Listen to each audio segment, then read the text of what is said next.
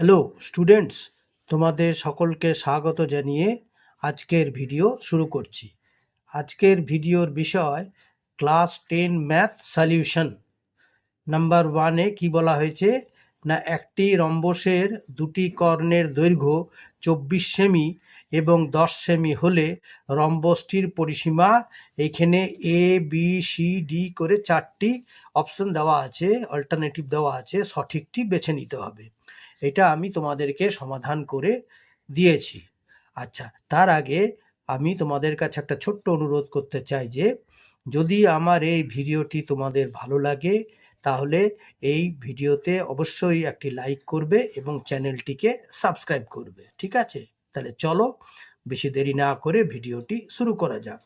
সমাধান: রম্বসের দুটি কর্ণের দৈর্ঘ্য দেওয়া থাকলে রম্বসটির একটি বাহুর দৈর্ঘ্য হবে, এখানে সূত্র কি হলো, দুটো কর্ণ তো, তাহলে রুটোভার প্রথম কর্ণের বর্গ ইন্টু দ্বিতীয় কর্ণের বর্গ মানে স্কোয়ার, আবার বলছি রুটোভার প্রথম কর্ণের স্কোয়ার হোল স্কোয়ার ইন্টু দ্বিতীয় কর্ণের হোল স্কোয়ার বাই 2। এটা হচ্ছে ফর্মুলা। তাহলে এক্ষেত্রে আমাদের কি দেওয়া আছে, দুটো কর্ণই দেওয়া আছে, তাহলে সুবিধা হবে, বেরিয়ে যাবে একটা বাহু।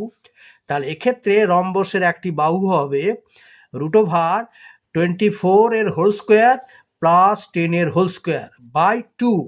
ঠিক আছে, সমান এবারে 24-এর বর্গ হচ্ছে 576, রুটোভার 576 প্লাস 10-এর বর্গ হচ্ছে 100। তাহলে হলো কত না, রুটোভার 576 প্লাস 100 বাই 2 সমান, এবারে দুটো যোগ করলে হবে 576 আর 100 যোগ করলে হবে রুটোভার 676 বাই 2। এইবারে রুটোভার 676 মানে 676-এর বর্গমূল কত হবে 26, তাহলে হলো 26 বাই 2, কাটাকাটি করলে হবে 13 সেমি। আচ্ছা, এটা হলো একটা বাহু, বাস বাহু বেরিয়ে গেলে আর অসুবিধে নেই। আমরা জানি রম্বসের 4টি বাহু তো, তাহলে রম্বসটির পরিসীমা হবে সমান 4 গুণিত বাহু সমান 4 গুণিত 13 সমান সমান 52 সেমি।